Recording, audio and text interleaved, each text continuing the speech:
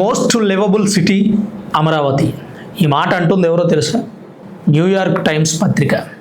సాధారణంగా మనలాంటి వ్యక్తులు లేదా కాస్త ఎడ్యుకేటెడ్ పర్సన్స్ అమరావతి గొప్పదిరా బాబు, ఫ్యూచర్ సిటీ ఇది, భారతదేశంలోనే అతిపెద్ద రాజధాని మన ఆంధ్రప్రదేశ్లోనే నిర్మించబడుతుంది అని చెప్పామనుకోండి, ఆ చెప్పావులే పోవాయా నువ్వు, వాళ్ళకి సపోర్ట్ చేస్తా మాట్లాడుతున్నావు, నువ్వు అసలు అమరావతిలో ఏముందని నువ్వు అంటున్నావు అంటారు. ఇప్పుడు ఢిల్లీ, కలకత్తా, బెంగళూరు, పూణే, గాంధీనగర్ ఇట్లాంటి సిటీలన్నీ కూడా ప్రీప్లానెడ్గా నిర్మించినవి కాదు. అవి ఆల్రెడీ బ్రిటిష్ వారి టైంలోనూ ఎంతో కొంత అభివృద్ధి చెందినవో లేదా వాళ్ళ హెడ్ ఆఫీసులుగా, అడ్మినిస్ట్రేషన్ ఆఫీసులుగా ఉన్నటువంటి ప్రాంతాలు వాళ్ళు వెళ్ళిపోయిన తర్వాత కాలక్రమేణా కాస్త జనాభా రద్దీ వలన వారి అవసరాల నిమిత్తం కొన్ని నిర్మించుకొని అట్లా అభివృద్ధి చేసుకో. హైదరాబాద్ కూడా మేబీ కొంత బ్రిటిష్ వారి సమయంలో, నవాబులు పరిపాలించిన సమయంలో కూడా హైదరాబాద్ కాస్త అభివృద్ధి చెంది ఆ తర్వాత దాన్ని ఐటీ హబ్గా మార్చారు ముఖ్యమంత్రిగా ఉన్నటువంటి చంద్రబాబు నాయుడు. ఇప్పుడు అమరావతి అట్లా కాదు. Amaravati pre planned city. మనకి ఎలా కావాలో నిర్మించుకుంటున్నాం. ఉన్న ఇంటిని రెనోవేషన్ చేయడం వేరు, స్థలం కొనుక్కొని కొత్త ఇంటిని కట్టడం వేరు. ఉన్న ఇంటిని రెనోవేషన్ చేసినప్పుడు నీ ఆలోచనలకు అనుగుణంగా దాన్ని నువ్వు తీర్చిదిద్దలేవు, లిమిటెడ్గా మాత్రమే చేయగలవు. కానీ కొత్త స్థలంలో ఇల్లు కట్టినప్పుడు నీకు నచ్చినట్టుగా ఇల్లు కట్టుకోగలవు. Corridor, balcony, washrooms, hall, kitchen, meeting hall, dining hall, different of థాట్స్తో నువ్వు ఎలా కావాలంటే అలా డిజైన్ చేసుకో. ఇప్పుడు అమరావతి కూడా ఎగ్జాక్ట్గా అదే.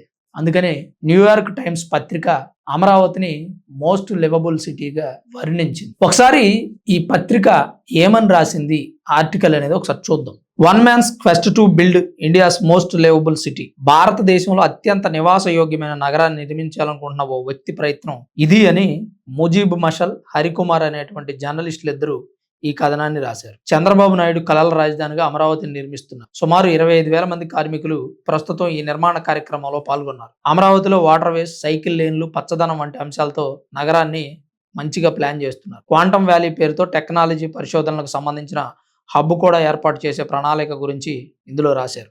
2014 రాష్ట్ర విభజన తర్వాత ఆంధ్రప్రదేశ్కు కొత్త రాజధాని అవసరమైంది. ఆ తర్వాత అమరావతి ప్రాజెక్టు మొదలైందని వివరించారు. 2019 తర్వాత నిర్మాణం ఆగిపోవడం, రాజకీయ మార్పుల వల్ల మళ్లీ పనులు తిరిగి వేగం పుంజుకున్నాయని ప్రస్తావించారు. అమరావతిని కేవలం ప్రభుత్వ ప్రాజెక్టుగా కాకుండా చంద్రబాబు నాయుడు వ్యక్తిగతంగా ఎంతో పట్టుదలతో, కృషితో ముందుకు తీసుకెళ్తున్నారని తెలిపారు. చంద్రబాబుకు ప్రాజెక్టులపై చాలా శ్రద్ధ ఉంటుందని, పెద్ద ప్రాజెక్టులు అమలు చేసిన చరిత్ర చంద్రబాబుకు ఉందని న్యూయార్క్ టైమ్స్ పత్రిక పేర్కొంది.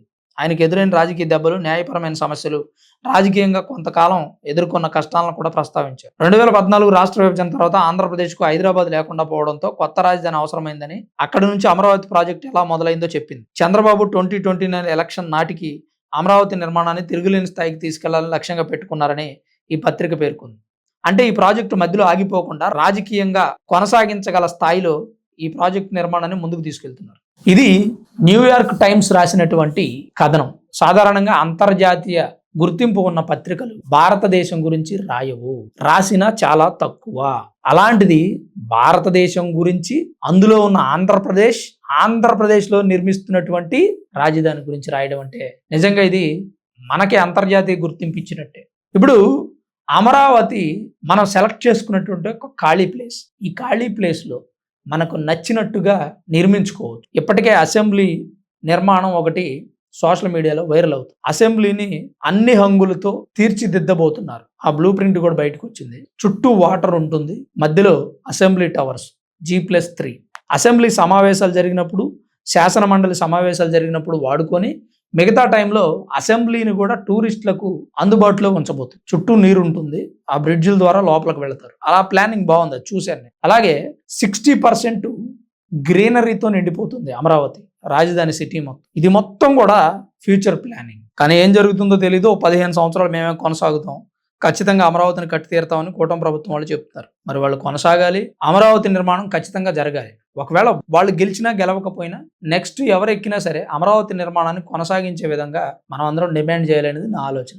మరి మోస్ట్ లివబుల్ సిటీ అమరావతిపై మీ అభిప్రాయం ఏంటి? తప్పకుండా కామెంట్ రూపంలో రాయండి. వీడియో చూస్తున్న ప్రతి ఒక్కరు లైక్ చేయండి. చివరి వరకు వీడియో చూసిన మీ అందరికీ పేరు పేరున ప్రత్యేకించి ధన్యవాదాలు.